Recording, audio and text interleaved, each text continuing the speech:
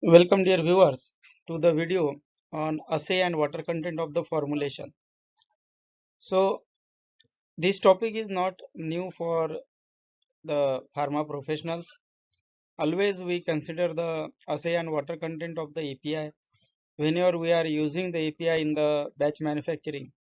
Also we test the product for assay and water content, whether it is the formulation like tablet or capsule or sachet or some others. Now in this video we will understand regarding the assay and water content.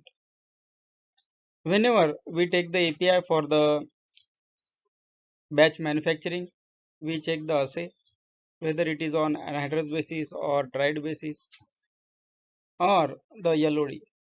Sometimes water content is provided by the API manufacturer, sometimes the LOD is provided. So we consider the assay, water content or LOD for the compensation. And also we test the formulation for the assay, that is label claim potency we can say, and the water content.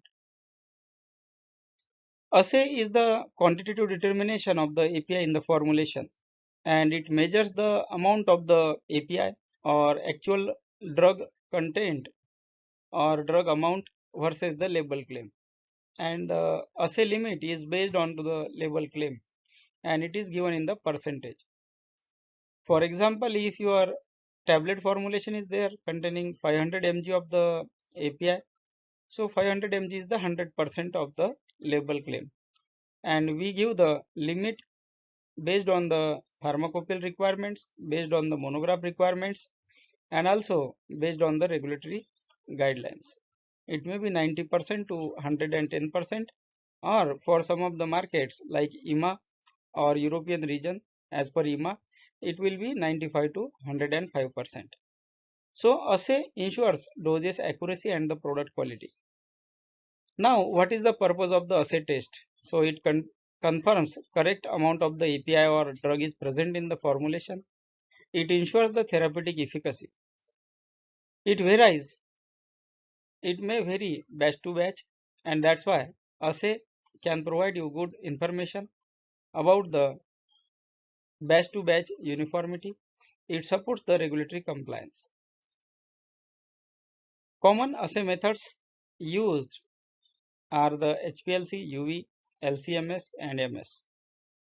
HPLC is high performance liquid chromatography used for the assay testing. UV spectrometry is also there. Titrimetric methods are there. Then LCMS and MS methods are there depending on to the molecule. Acceptance criteria for potency or assay is typically 95 to 105% of the label claim, and it is as per the pharmacopoeias like USP, IP, BP and the monographs. Deviations may indicate degradation or process issues. So if you are not meeting the assay limit, it may be on lower side or it may be on higher side, that indicate there is a issue in the processing. Also, less assay means there may be the chance of degradation. Then what is water content? Water content is tested generally by the water by KF testing, and amount of moisture present in the formulation is tested by the water content test. Water content has impact onto the stability, has impact onto the flow and compressibility, and if it affects the microbial growth and the drug degradation. Excess moisture may lead to microbial growth and also may lead to hydrolysis. So it may lead to increase in the related substances, increase in the impurities. That's why water content is monitored. One thing I want to let you know is that assay and water content are the tests which are done at the initial and also during the stability studies. Low moisture may lead to poor compressibility in tablet formulation and friability issues. When we do the weight granulation using water, when there is a water content in the API, that is monohydrate form, dihydrate form, sesquihydrate form, that time also we need to do the water content test. Many of the times the formulation or API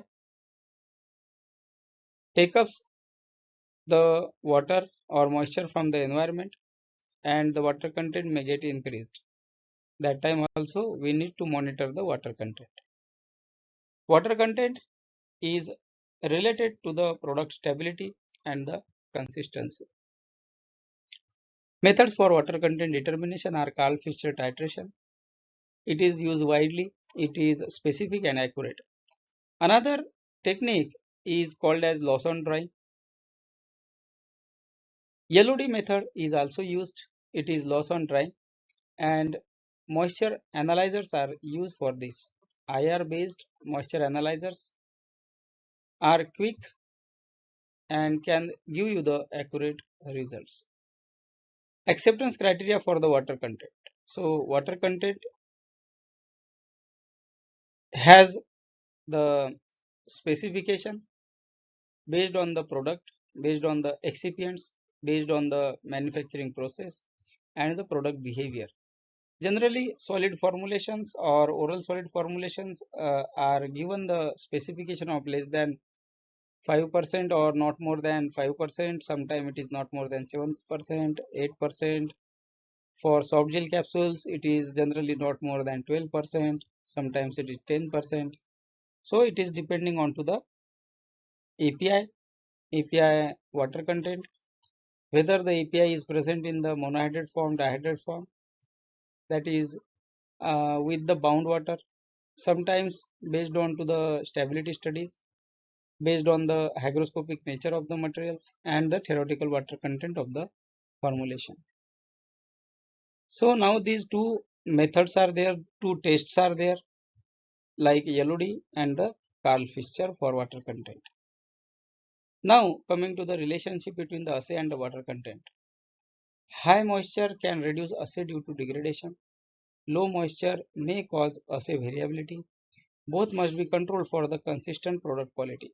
For example, if you are using the weight granulation method for tablets or capsules or sachets or some other formulations, and if you are unable to remove the moisture, that means if you are unable to get the proper water content by drying, then water content limit or water content will be on higher side, and that's why it may lead to less assay.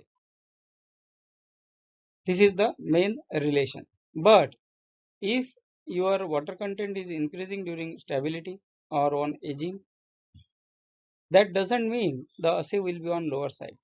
Sometimes due to the high moisture content, the drug substance may get degraded or impurities may get formed due to hydrolysis depending on to the formulation, and that may lead to increase in the impurity levels and decrease in the assay. Assay ensures potency and strength. Water content ensures the stability and the shelf life. So both tests are important for the product quality and the compliance. This is regarding the assay and water content. I have also made videos on topics like assay and content uniformity, then videos on UOD and content uniformity, then videos on assay and related substances. So we should understand and we should learn all these critical quality attributes of the formulations. These are very important to know for all the pharmaceutical professionals. Thank you for watching the video, and let's meet soon with such kind of informative video. Thank you.